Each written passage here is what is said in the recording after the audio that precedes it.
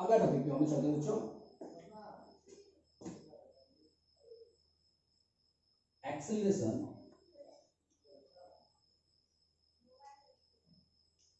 In circular motion.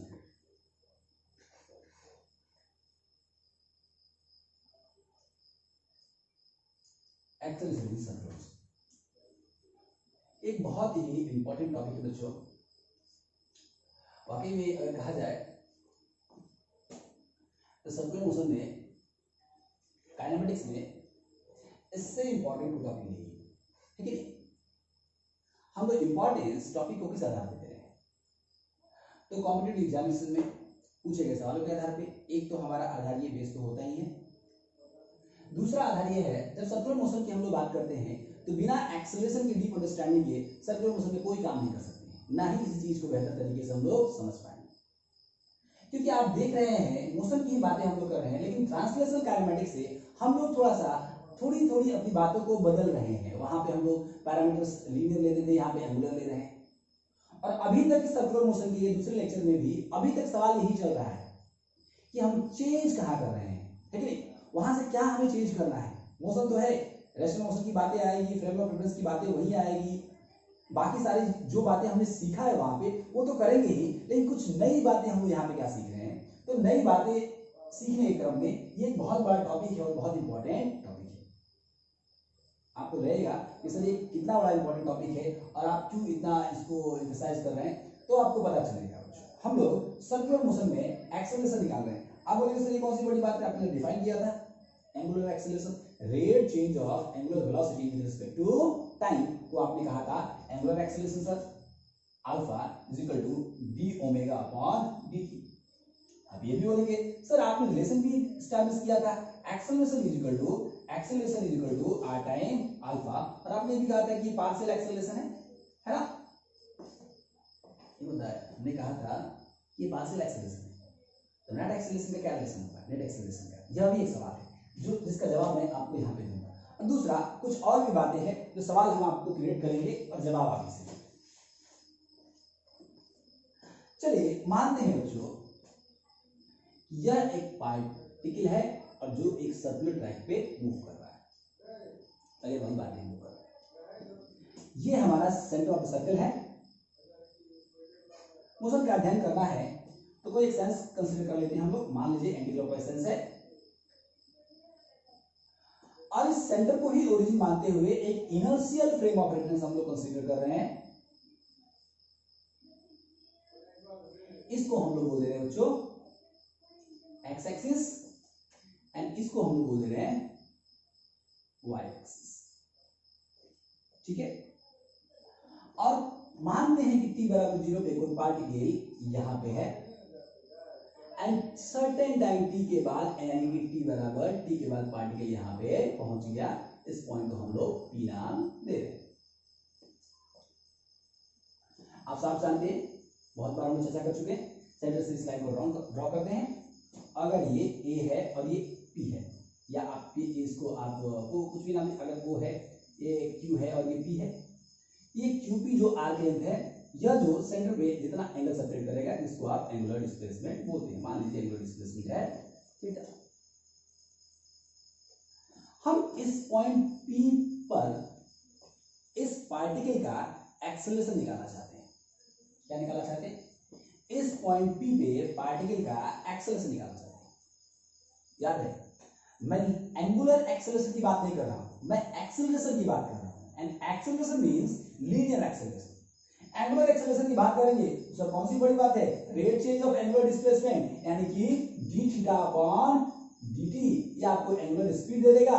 इसको एक बार और डिफरेंशिएट कर दीजिए, यानी कि second order rate change of theta with respect to time, ये आपको एंगुलर एक्सेलरेशन दे देगा। ये तो कोई बड़ी बात नहीं है, निकाल लेंगे है कि मैं वो नहीं निकालना चाहता हूं, मैं एक्सेलरेशन की बात कर रहा हूं, यानी कि लीनियर एक्सेलरेशन की बात कर रहा हूं।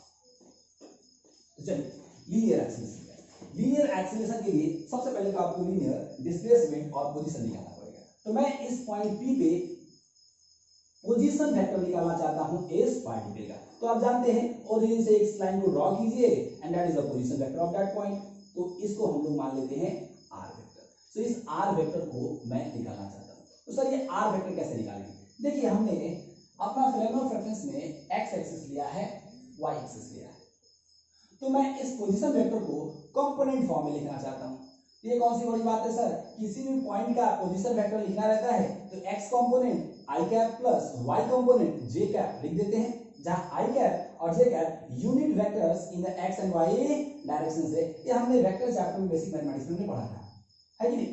तो अब सवाल ये है कि इस पी पॉइंट का एक्स कोऑर्डिनेट क्या है एंड वाई कोऑर्डिनेट क्या है।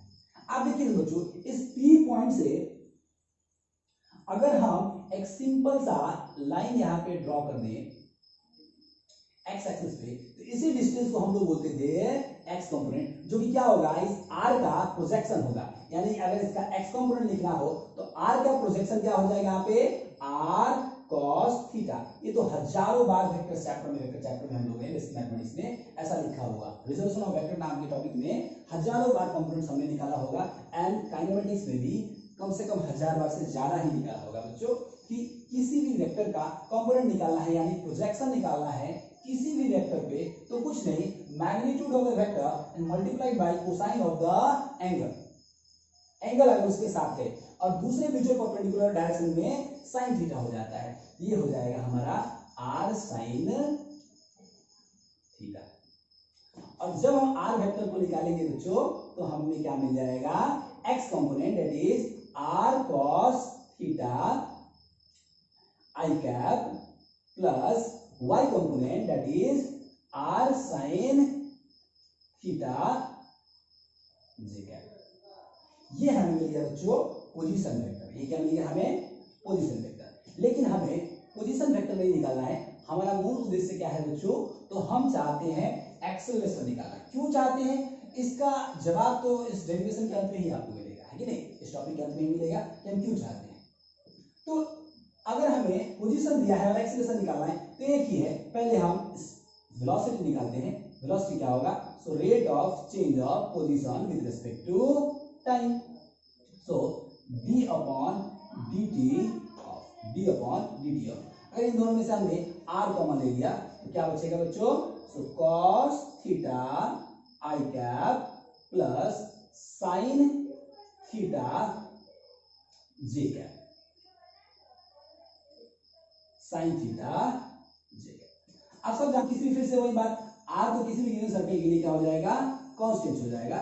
हमारे लिए बच जाएगा d upon dt of cos theta I cap plus sine theta J cap.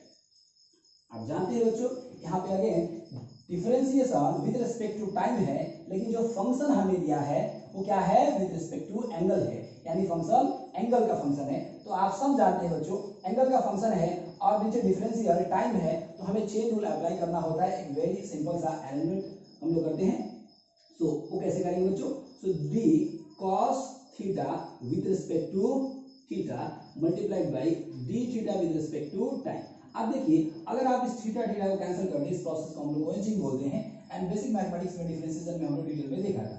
तो फिर से हमारा ओरिजिनल जो बात था क्या, d cos theta with respect to time वो बच जाएगा। सेम चीजें यहाँ पे हम लोग करेंगे, d sin theta with respect to theta multiplied by d theta with respect to time, and finally j cap आपको एज इट इज रहने देना। ये आपको हो गया वेलोसिटी। आप इसको थोड़ा सा और सिंप्लीफाई कर दें बच्चों, तो cos थीटा का डिफरेंशिएशन तो माइनस साइन थीटा हो जाएगा, माइनस साइन थीटा हो जाएगा। और आप यह भी जानते हैं कि rate change of angular distance with respect to time क्या हो जाएगा, angular speed that is omega, i cap as it is रह जाएगा, प्लस साइन थीटा का डिफरेंशिएशन हो जाएगा cos theta, and again rate change of angular distance with respect to time क्या हो जाएगा, angular speed that is omega, j cap as it is रह जाएगा। आप चाहे तो यहां से ओमेगा को बाहर ले सकते हैं, तो r ओमेगा यहां बाहर आ जाएगा, minus of sine theta I cap plus cos theta j cap. ये हमारा हो गया लीनियर वेलोसिटी का expression. Acceleration.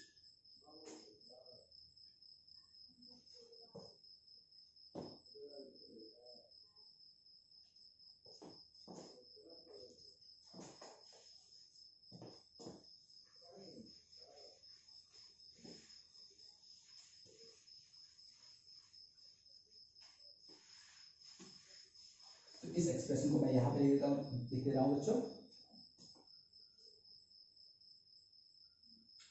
Velocity v is equal to r omega into minus sine theta I cap plus cos theta J cap.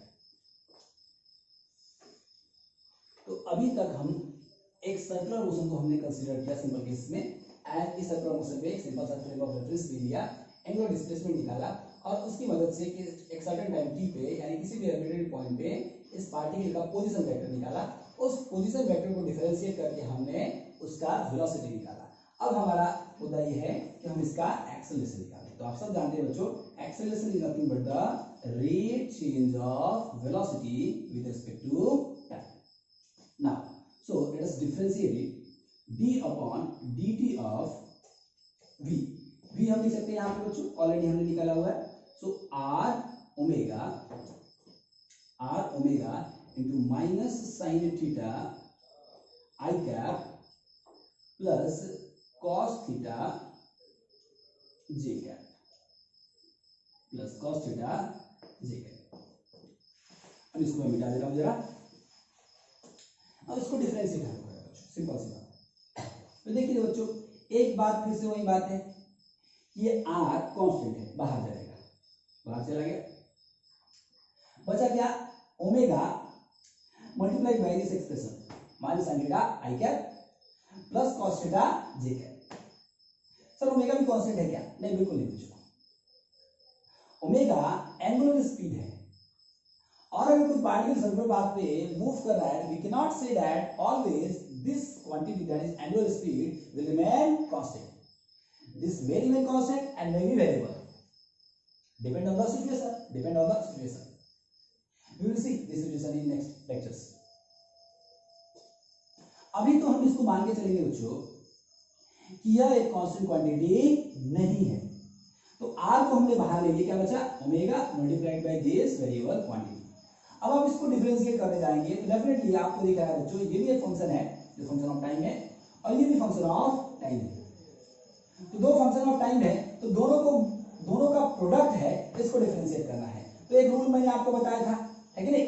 अगर दो function का differentiation हो और दोनों ही वेरिएबल हो, यानी दो फंक्शन हो, प्रोडक्ट हो दोनों का, तो एक को छोड़ो दूसरे को डिफरेंशिएट करो with respect to time, plus दूसरे को छोड़ो पहले को डिफरेंशिएट करो विद रिस्पेक्ट टू टाइम। ये रूल हमने देखा है बच्चों, है कि नहीं? Basic mathematics. तो r बाहर ले लेंगे और ये ओमेगा, तो पहले को छोड़ेंगे हम लोग यहाँ पे omega and d upon dt of यानी whole expression minus sine theta आई कैप प्लस कॉस थीटा जे कैप, प्लस दूसरे को छोड़ेंगे यानी कि माइनस साइन थीटा आई कैप प्लस कॉस थीटा जे कैप इंटू पहले को डिफरेंशिएट करेंगे that is D omega upon dt। इसी बात को मैं जरा यहां पे लेके आ रहा हूं बच्चों, तो जगह की कमी है। सो दिस एक्सेलरेशन बिकम, जरा देखिए r तो एज रह जाएगा, ओमेगा भी रह जाएगा। अगर इसको डिफरेंशिएट करना चाहे हम लोग तो साइन थीटा का विद रिस्पेक्ट टू थीटा क्या होगा? Cos theta. So this will be minus cos theta and theta with respect to time क्या हो जाएगा बच्चों? So omega plus again cos theta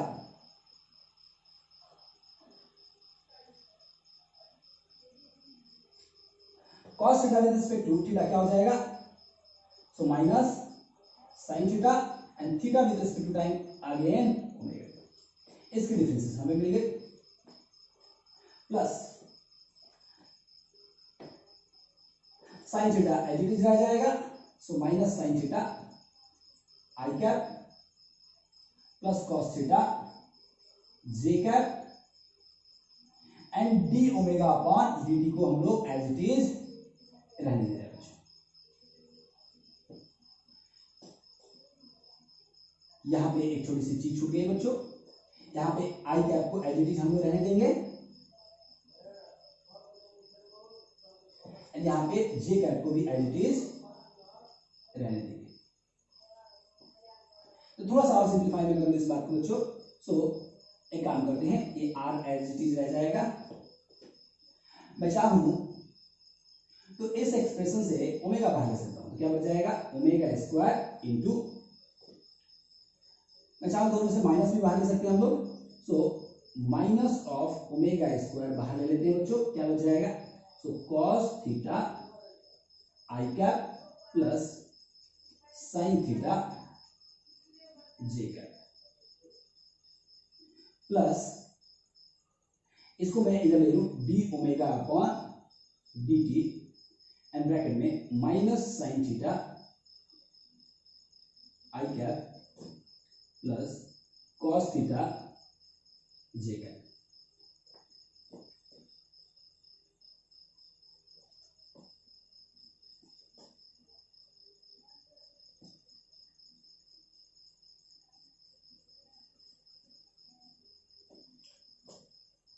So this is the expression for linear acceleration, that is acceleration in circular motion, that is acceleration of a particle moving on the circular path. क्या है बच्चों, the acceleration is equal to r times minus omega square into cos theta I cap plus sin theta j cap plus d omega upon dt into minus sin theta I cap plus cos theta j cap। आप चाहे तो इसको थोड़ा सा और simplify कर सकते हैं बच्चों, सभी आई कैप को एक साथ लेके आएंगे और जे कैप को एक साथ लेके आएंगे, आपको एक एक्सप्रेशन मिलेगा जिसको हम लोग एक्सेलरेशन का एक्सप्रेशन कहेंगे। मैं इस एक्सप्रेशन को यहाँ पे एक साथ लिख रहा हूं पोजीशन और वेलोसिटी के एक्सप्रेशन के साथ। चलिए बच्चों, सो एक्सेलरेशन लिखेंगे हम लोग, acceleration is equal to r times minus omega square into cos theta I cap plus sin theta j cap plus d omega upon dt into minus sin theta I cap plus cos theta j cap।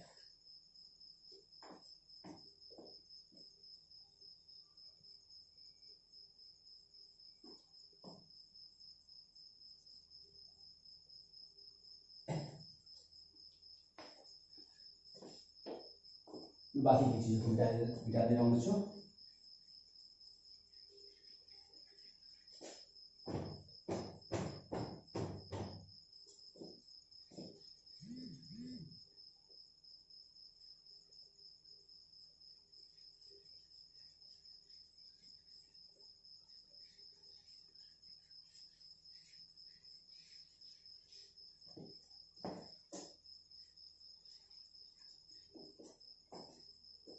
हाँ तो बच्चों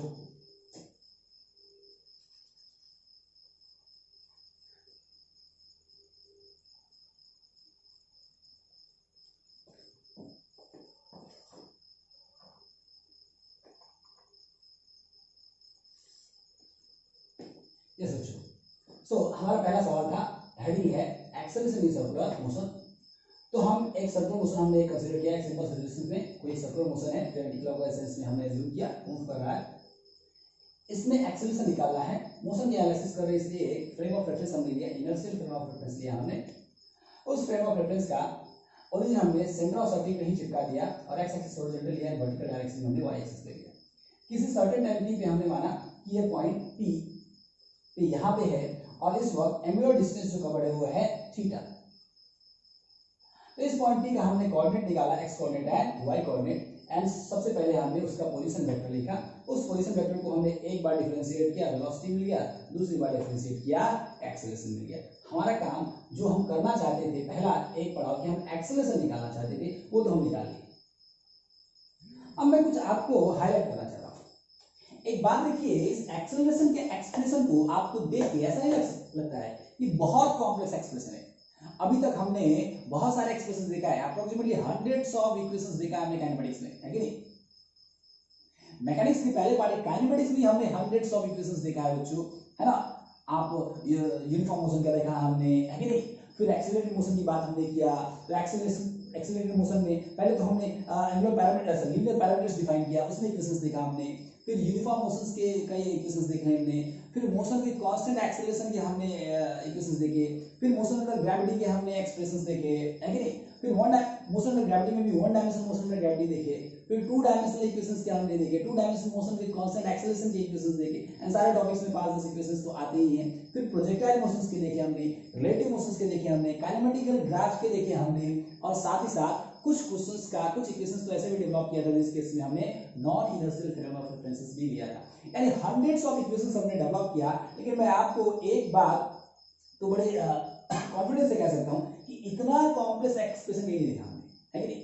याद करना भी कितना मुश्किल है। देखिए, acceleration is equal to r times minus omega square into cos theta i cap plus sin theta j cap plus d omega upon dt minus sin theta i cap plus cos theta j cap. एक बहुत बड़ा expression है। तो आप कहेंगे sir क्या बात है, ठीक है बड़ा एक्सप्रेशन है, लेकिन है तो याद तो करना पड़ेगा। हाँ, याद करना पड़ेगा, लेकिन याद करने से भी कुछ फायदा नहीं होने वाला है। मैं आपको बता रहा हूं बच्चों, इस एक्सेलरेशन के इक्वेशन का सर्कुलर मोशन में कोई उपयोगिता नहीं है। आप कहेंगे 1% भी यूटिलाइजेशन नहीं करेंगे हम लोग। सर ऐसा क्यों?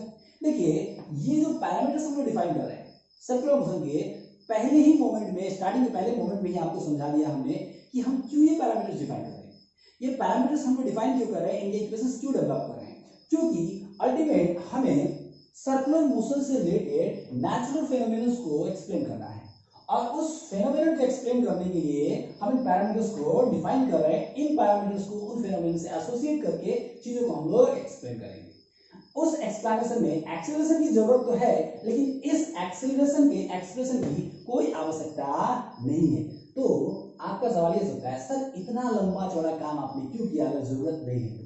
ठीक है, इसी एक्सेलरेशन को एक दूसरे नजरिए से हम लोग देखेंगे और इसको रीडेवलप करेंगे, और जो नया एक्सेलरेशन का इक्वेशन आएगा वो हमारे काम का है। और उसके बिना तो कहा जाता है कि सर्कुलर मोशन में एक कदम भी आप नहीं बढ़ाएंगे, और इसलिए पहले ही एक्सेलरेशन इन सर्कुलर मोशन में हमने 3 स्टार दे रखा है कि very important topic, without the knowledge of depth deep knowledge of acceleration you cannot move a single step in circular motion.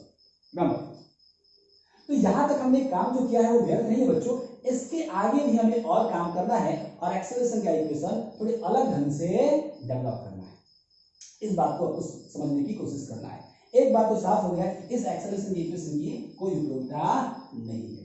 चलिए बच्चों, तो नए एक्सेलरेशन इक्वेशन डेवलप करने से पहले मैं आपको एक छोटा सा टॉपिक डेवलप करना चाहता हूं, एक छोटा सा टॉपिक सिखाना चाहता हूं। उस टॉपिक का नाम है यूनिट वेक्टर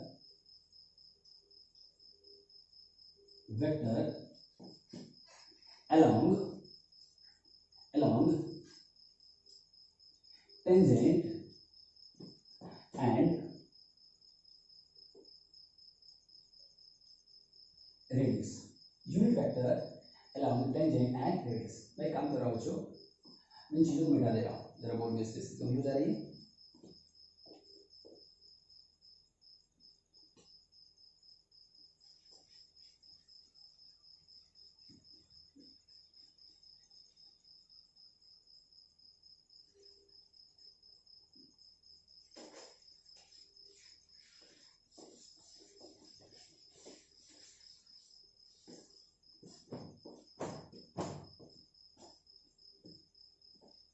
मैं एक्सेलरेशन का अपना इक्वेशन लिख ले रहा हूं। सो आई थिंक मुझे याद तो नहीं है, लेकिन फिर भी मैं कोशिश कर रहा हूँ। Acceleration is equal to R times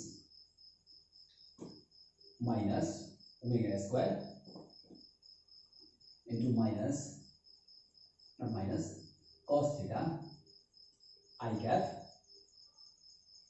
plus अभी हमने डेवलप किया था बच्चों साइन थीटा जे cap plus D omega upon D T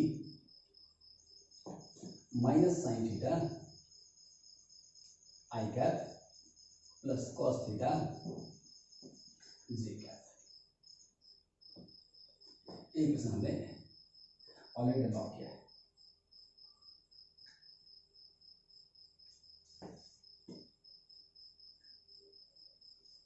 और हम क्या निकालना चाहते हैं, तो यूनिट वेक्टर्स निकालना चाहते हैं। यूनिट वेक्टर्स इन, या आप लिख सकते हैं अलोंग रेडियस एंड टेंजेंट, यानी कि रेडियस एंड टेंजेंट के डायरेक्शन में हम यूनिट वेक्टर निकालना चाह रहे हैं। मैं इस फिगर को भी जरा एक क्लियर सा पिक्चर ड्रॉ कर रहा हूं। तो देखिए बच्चों, हम मान रहे हैं एक पार्टिकल है जो सर्कुलर मोशन में मूव कर रहा है। ये सेंटर है हमारा।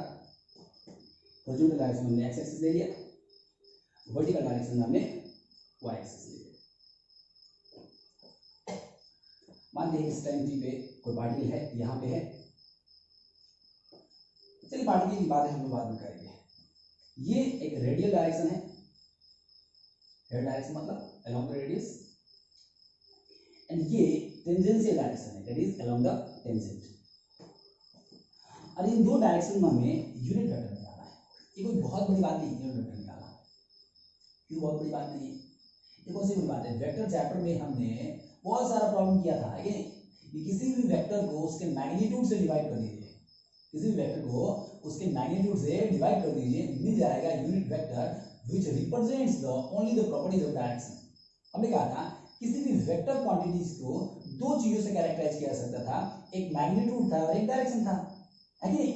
और हमने कहा था तो magnitude multiplied by unit vector will represent full vector, and जहां पे मैग्नीट्यूड तो मैग्नीट्यूड को रिप्रेजेंट करता ही था और वो यूनिट वेक्टर उसके डायरेक्शन को रिप्रेजेंट करता था। तो मैं बस रेडियल डायरेक्शन को रिप्रेजेंट करता हुआ एक वेक्टर डेवलप करना चाहता हूं, यानी यूनिट वेक्टर, और टेंजेंशियल डायरेक्शन को रिप्रेजेंट करता हुआ एक यूनिट वेक्टर डेवलप करना चाहता हूं। ऐसा क्यों करना चाहता हूं, हमारा मोटो क्या है, इस बात को हम लोग अपने समझेंगे, है कि नहीं? पहले तो आप इतना समझिए कि मैं निकालना चाह रहा हूं। तो चलिए बच्चों, मैं मान लेता हूं ये एंगल है थीटा, ये हमारा ओरिजिन है, ये एक्स एक्सिस है। इस पॉइंट को हम लोग मान लेते हैं पी, इसको हम लोग ए मान लेते हैं, इसको हम लोग बी मान लेते हैं, ठीक है? और ये थीटा है। चलिए इस पीए वेक्टर यानी रेडियल डायरेक्शन में है और ये पी वेक्टर टेंजेंशियल डायरेक्शन में, तो इस पीए वेक्टर के डायरेक्शन में यूनिट वेक्टर निकालते हैं। यानी कि पहले पीए वेक्टर निकालते हैं और पीए वेक्टर को उसके मैग्नीट्यूड पीए से डिवाइड कर देंगे, मिल जाएगा हमें यूनिट वेक्टर इन रेडियल डायरेक्शन। और इस पीवी वेक्टर को निकालते हैं। सर निकालते हैं क्या मतलब है? निकाल तो दिया आपने, निकालते हैं इन टर्म्स ऑफ कंपोनेंट्स, यानी कि आई कैप प्लस जे कैप के टर्म में, और उसके मैग्नीट्यूड से फिर उसको डिवाइड कर देंगे, है कि नहीं? मिल जाएगा unit vector in the radial direction. मैं यहाँ पे एक सिंबल यहाँ पे भी ले रहा हूँ बच्चों, तो ई आर भी कह सकते हैं या ई सी भी बोलते हैं समटाइम, है कि नहीं? क्या छोड़िए, मैं ई आर ले रहा हूँ और आप जानते हैं एक छोटा सा कैप इसको पहना देते हैं और बोल देते हैं यही है unit vector. So let E R will be unit vector along radial direction and यहाँ पे ई एंड यहाँ पे टी लगा देते हैं और यहाँ पे कैप पहना देते हैं इसको। तो ये हो जाएगा बच्चों स्टैंडर्ड नोटेशन है यूनिट वेक्टर। नाम आप चाहे कुछ भी ले सकते हैं, यहाँ पे ई की जगह पे सर ई क्यों लिया है कोई सवाल नहीं है, है ना? ई वेक्टर मुझे पसंद है इसलिए ले लीजिए, आपको कोई और पसंद है आप ले लीजिए, है कि? Unit vector along tangential direction.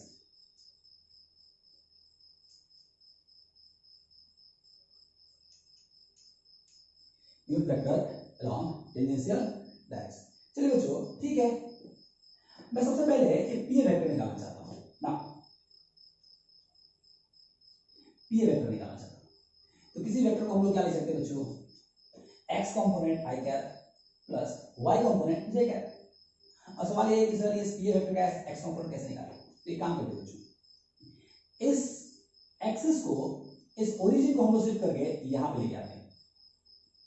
इस ओरिजिन को शिफ्ट हम लोग करेंगे यहां पे ओ डैश, और इस एक्स एक्सिस को भी यहां पे शिफ्ट कर लेते हैं बच्चों। आप जानते हैं किसी भी वेक्टर को, एक प्रॉपर्टी हमने वेक्टर में सीखा था, any vector can be slided parallel to the vector और along the line of vector without change in vector. यानी किसी वेक्टर को बिना चेंज किए along the line of vector और parallel to the line of vector change किया जा सकता है, स्लाइडिंग किया जा सकता है कि नहीं। और इसके तर्ज पे हमने बहुत सारे प्रॉब्लम्स किए थे बच्चों कि नहीं, बेसिक मैथमेटिक्स में। तो इसी एक्स एक्सिस को, एक्स एक्सिस भी एक वेक्टर ही है, इसको हमने पैरेलली शिफ्ट कर दिया, एंड वाई एक्सिस को भी पैरेलली हम लोग शिफ्ट कर दिया। So that is y। मैं इसको x डैश बोल दे रहा हूं बच्चों और इसको y डैश बोल दे रहा हूं। क्यों बच्चों, हमें कंपोनेंट्स निकालना है, कंपोनेंट्स निकालने के लिए वेक्टर्स को तो सेट करने पड़ेंगे। या तो आप ये वेक्टर को अलोंग द लाइन स्लाइड करके यहां ओरिजिन पे लेके आइए, या तो आप एक्सिस को नहीं शिफ्ट कीजिए वहां पे, है कि नहीं। ये दो प्रोसेस है। मैं एक्सिस को शिफ्ट करना ज्यादा आसान समझ रहा हूं यहां पे, इसलिए मैं उसको शिफ्ट कर रहा हूं। आप चाहे तो इसलिए वेक्टर को स्लाइड करके यहां पे ओरिजिन पे ला सकते हैं, है कि नहीं। अगर ये एंगल थीटा है तो आप देखिए ये एक्स एक्सिस पैरेलल है, ये इंटरसेक्शन लाइन है कि नहीं। तो ये एंगल और ये एंगल अल्टरनेट एंगल होगा बच्चों। एक सिंपल ज्योमेट्री है, क्लास 9 की ज्योमेट्री है, आप सब जानते हैं। तो ये एंगल अगर थीटा है तो ये एंगल क्या होगा बच्चों, थीटा होगा। नाउ अब हम पी का एक्स कंपोनेंट भी निकालने में सक्षम है और वाई कंपोनेंट भी निकालने में सक्षम है। और एक्स कंपोनेंट कैसे निकलता है बच्चों, तो कुछ नहीं, मैग्नीट्यूड, मैग्नीट्यूड क्या है, सो पी ए, प्रोजेक्शन निकालना है, सो पी ए कॉस थीटा। ये हमारा हो गया बच्चों x component I cap plus Y component. आप जानते हैं अगर थीटा एक्स के साथ है तो वाई कंपोनेंट क्या हो जाएगा, so P A sine theta J cap. अब जरा मैं एक काम कर रहा हूं बच्चों, यहां दोनों से पी ए कॉमन ले रहा हूं और उस पी ए को लेफ्ट साइड लेके आगे इस पी ए वेक्टर में हम डिवाइड कर रहे हैं। So P A vector divide by P A will be equal to cos theta I cap plus sin theta j cap। अब जरा देखिए बच्चों, ये PA vector divided by length of PA that is magnitude of PA, ये क्या दे रहा है, पीए के डायरेक्शन में यूनिट वेक्टर, और पीए किस डायरेक्शन में है, रेडियल डायरेक्शन में है। इसलिए हम कह सकते हैं ये रेडियल डायरेक्शन में हमें यूनिट वेक्टर दिया है, जिसको अभी अभी हमने माना है E R. So radial direction में हमें यूनिट वेक्टर मिल गया बच्चों cos थीटा आई कैप प्लस sin थीटा जे कैप। एक तो हमें मिल गया unit vector in the radial direction, जो कि हम लोग निकालना चाह रहे हैं। बिना ये बताए कि सर क्यों निकाल रहे हैं आखिर ये रेडियल डायरेक्शन में एंड टेंजेंशियल डायरेक्शन में। आज से पहले हमने काइनेमेटिक्स में सर आपने 70-80 से ज्यादा लेक्चर लिया, लेकिन उसमें कभी भी आपने ऐसी बातें नहीं किया, टेंजेंशियल रेडियल यूनिट वेक्टर्स की बातें नहीं किया। और यहाँ पे यूनिट वेक्टर्स नए टाइप के आपने वहां पे तो यही बताया था, 3 स्टैंडर्ड डायरेक्शन है, x axis, y axis and z axis. और इन डायरेक्शंस के यूनिट वेक्टर्स को आप रिप्रेजेंट, इन डायरेक्शंस के यूनिट वेक्टर्स को आप याद रखिएगा, that is i cap, j cap and k cap. लेकिन ये नई नई बातें आप बता रहे हैं, सी बच्चों नई नई बातें हम लोग सीख है, कुछ मोटो है, अंत में आपको समझ में आएगा। जरा देखिए बच्चों, ई आर कैप यानी रेडियल डायरेक्शन में यूनिट वेक्टर हमें मिल गया। अब हम निकालना चाह रहे हैं बच्चों टेंजेंशियल डायरेक्शन में यूनिट वेक्टर। तो थोड़ा सा इसको मिटा दे रहे हैं।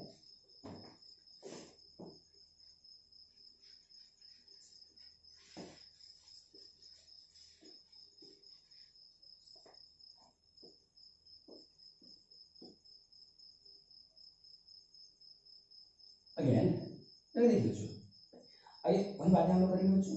जैसे इस पीवी वेक्टर को कंपोनेंट फॉर्म में लिखेंगे और इसके मैग्नीट्यूड से इसको डिवाइड कर देंगे, यूनिट वेक्टर इन टेंजेंशियल डायरेक्शन मिल जाएगा। अब सवाल ये है कि इसका कंपोनेंट निकालें कैसे।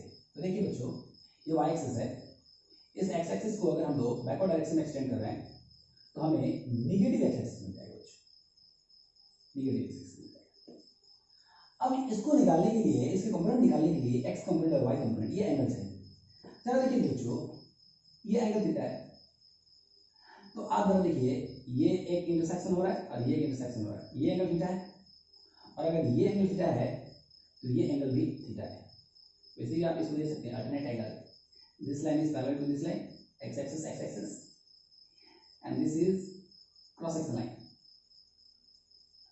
सो दिस इज अल्टरनेट एंगल। अगर ये थीटा है, ये कितना एंगल है बच्चों, सो ये एंगल है 90 माइनस थीटा, 90 माइनस थीटा। ये सिंपल ज्योमेट्री एक क्लास 9 में पढ़ेंगे आप, ठीक है, कोई बात नहीं, 90 माइनस थीटा। अब अगर हम पीवी वेक्टर को लिखना चाहें तो पीवी वेक्टर का एक्स कंपोनेंट क्या हो जाएगा, so p b cos theta, लेकिन थीटा क्या होता है, angle between vector and x axis. यहां पे angle between vector and x axis क्या है, थीटा नहीं है, 90 माइनस थीटा है, so 90 minus theta plus PB sine theta, लेकिन साइन के जगह पे आपको याद है, थीटा के जगह पे याद है बच्चों 90 माइनस थीटा यहाँ पे है। और चूंकि आप देख रहे हैं ये जो एक्स कंपोनेंट निकल रहा है निगेटिव एक्स एक्सिस के डायरेक्शन में निकल रहा है, और इसलिए हम तो यहाँ पे क्या लगा देते हैं बच्चों, एक माइनस साइन लगा देते हैं, जस्ट माइनस। इसमें भी हम एक काम करें बच्चों, इस पीबी को दोनों में से कॉमन ले रहे हैं और लेफ्ट साइड में इसको लाके डिवाइड कर दे रहे हैं, सो this will become PV vector divided by magnitude of PV, and यहाँ पे क्या बच जाएगा बच्चों, so minus cos 90 minus theta तो sin थीटा होता है बच्चों, सो sin थीटा आई कैप, इस बच्चों यहाँ पे हमने आई कैप छोड़ दिया है, I cap and plus sin theta, sin 90 minus theta क्या हो जाएगा, cos theta j cap. And आप जानते हैं बच्चों किसी भी वेक्टर को उसी के मैग्नीट्यूड से अगर हम लोग डिवाइड कर दें तो हमें क्या मिल जाता है बच्चों, unit vector in that direction. और आप जानते हैं पीवी का डायरेक्शन कौन सा है, टेंजेंशियल डायरेक्शन, और इस डायरेक्शन में यूनिट वेक्टर को अभी अभी हमने एज्यूम किया है ET, so ET will become minus sine theta I cap plus cos theta J cap.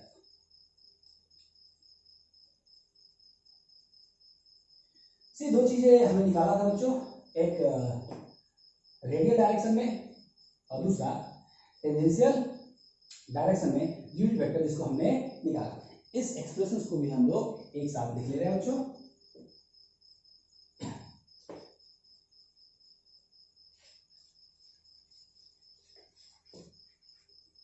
तो हमने एक रेडियल डायरेक्शन में यूनिट वेक्टर निकाला था बच्चों,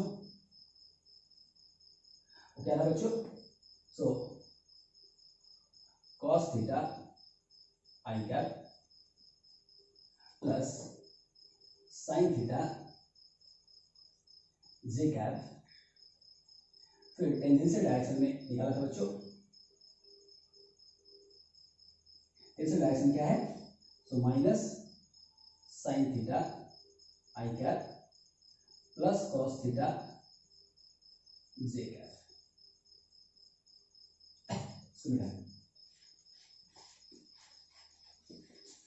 अभी तक हम लोगों ने क्या किया है बच्चों, तो अभी तक हम लोग कर क्या रहे हैं, बेसिकली किसी सर्कुलर मोशन में, यानी अगर कोई पार्टिकल सर्कुलर मोशन में है तो उसकी एक्सेलरेशन की एनालिसिस करना है और एक्सेलरेशन फाइंड आउट करना है। हमने उसका पोजीशन भी निकाला, वेलोसिटी भी निकाला और एक्सेलरेशन भी निकाला, और एक्सेलरेशन का एक कॉम्प्लेक्स एक्सप्रेशन आ गया हमारे पास, जो कि हमने ऊपर यहाँ पे लिखा है r into minus omega square into cos theta आई कैप प्लस साइन थीटा जे cap plus D omega upon dt into minus sine theta आई कैप प्लस कॉस थीटा जे कैप।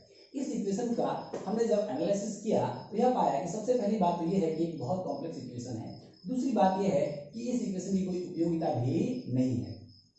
तब हमने कहा कि एक्सेलरेशन तो इंपॉर्टेंट है, लेकिन इस इक्वेशन से काम नहीं चलने वाला है, इसको रीडेवलप करना पड़ेगा, हमारी अपनी उपयोगिता यानी एप्लीकेशन और नीड के अनुसार इसको बदलना होगा। और इसके लिए मैंने आपको बिना कुछ सवाल किए कहा कि मैं दो डायरेक्शंस में, दो डायरेक्शन को रिप्रेजेंट करता हुआ वेक्टर निकालना चाहता हूं, दैट इज यूनिट वेक्टर निकालना चाहता हूं, एक रेडियल डायरेक्शन में और एक टेंजेंशियल डायरेक्शन में, जिसको हमने निकाला, ऑलरेडी निकाला। तो रेडियल डायरेक्शन में हमें टेंजेंशियल वेक्टर मिला है cos थीटा आई कैप प्लस sin थीटा जे कैप, टेंजेंशियल डायरेक्शन में हमें यूनिट वेक्टर मिला है माइनस sin थीटा आई कैप प्लस cos थीटा जे कैप। चलिए यहां तक हमने काम किया, अब आते हैं असल बात पे बच्चों। सुनाओ, अब जरा देखिए इस एक्सेलरेशन को अगर जरा आप गौर से देखिए बच्चों, तो देखिए दो ये r है हम लिख देते हैं इसको ऐसे आर, फिर माइनस ओमेगा स्क्वायर है। आप इस एक्सप्रेशन को देखिए, इस एक्सप्रेशन को बड़ी ब्रैकेट में cos थीटा आई कैप प्लस sin थीटा जे कैप, ऐसा नहीं लग रहा है? ये एग्जैक्टली सेम एक्सप्रेशन है इसका। तो यूनिट वेक्टर इन रेडियल डायरेक्शन, यूनिट वेक्टर इन रेडियल डायरेक्शन, मैं उसको लिख दे रहा हूं यहाँ पे। तो इस बड़े से एक्सप्रेशन के लिए एक छोटा सा नाम हम लोग दे देंगे ई r cap plus D omega upon D omega upon D T.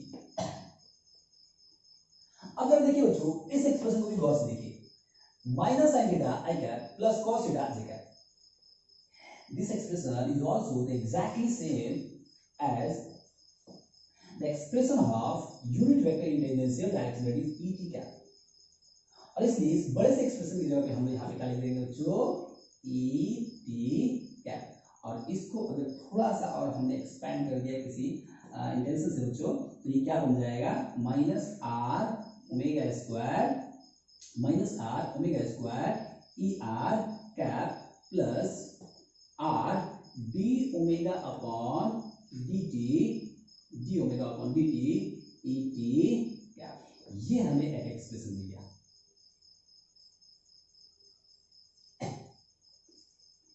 अब इस एक्सप्रेशन को देखिए बच्चों, पहला बात तो ये है, it is very simple to remember, है कि नहीं? It is very simple to remember, that is minus r omega square e r cap plus r D omega upon D t cap. और ई आर और E T भी बहुत ही simple है। E R क्या है, रेडियल डायरेक्शन यूनिट वेक्टर है, E T क्या है, तो टेंजेंशियल डायरेक्शन यूनिट वेक्टर है। सर ऐसा क्या है? एक बात है सर, याद करना तो वो भी बहुत मुश्किल नहीं था, ये कौन सी बड़ी बात है। अगर हम जेई क्लास की प्रिपरेशन करने जा रहे हैं, नीट की मेडिकल की प्रिपरेशन करने जा रहे हैं, तो एक एक्सप्रेशन याद करने से तो हमें पीछे नहीं आना चाहिए। याद करना कोई मुद्दा नहीं है बच्चों, मुद्दा दूसरा है। मुद्दा यहाँ पे जरा देखिए बच्चों, इस एक्सप्रेशन को देख के हम ये कह सकते हैं कि अगर कोई पार्टिकल सर्कुलर मोशन में है तो उसके एक्सेलरेशन के दो कंपोनेंट होंगे, उसके एक्सेलरेशन के ऑलवेज दो कंपोनेंट होंगे। एक साफ दिख रहा है, एक रेडियल डायरेक्शन में एंड दूसरा टेंजेंशियल डायरेक्शन में। यानी कि अगर कोई पार्टिकल सर्कुलर मोशन में है तो उससे एसोसिएटेड ऑलवेज, नॉट ऑलवेज बच्चों, because in certain cases, special cases, एक कंपोनेंट नहीं होती है, देखेंगे हम लोग। तो एक बात तो कह सकते हैं कि उस पार्टिकल के एक्सेलरेशन के दो कंपोनेंट होते हैं, एक सेंटर के डायरेक्शन में और एक टेंजेंट के डायरेक्शन में। इस बात को बहुत आगे हम लोग डिटेल में चर्चा करेंगे कि सेंटर की कंपोनेंट का क्या काम है, टेंजेंशियल कंपोनेंट का क्या काम है। अभी तो हम लोग कहते हैं कि साफ साफ है कि एक्सेलरेशन के दो कंपोनेंट है, एक रेडियल, इस रेडियल कंपोनेंट को हम लोग रेडियल एक्सेलरेशन बोलते हैं, जिसको हम लोग AR से डिनोट करते हैं। और इसका अगर मैग्नीट्यूड लिख दें तो माइनस आर ओमेगा स्क्वायर होगा बच्चों। और इस टेंजेंशियल कंपोनेंट को हम लोग टेंजेंशियल एक्सेलरेशन बोलते हैं, जो होता है R D omega upon D. तो अभी तक तो आज के क्लास में हमने एक्सेलरेशन निकाला है बच्चों, और एक्सेलरेशन निकालने के बाद में यह निष्कर्ष निकाला कि एक्सेलरेशन किसी भी पार्टिकल जो सर्कुलर मोशन में मूव कर रहा है उसके दो कंपोनेंट होंगे, tangential and radial. Radial component का वैल्यू होगा R omega square and tangential component का होगा R D omega upon D T. Minus भी क्या सिग्निफाई कर रहा है, इसको भी हम लोग आगे के लेक्चर्स में जस्टिफाई करेंगे। Thank you very much.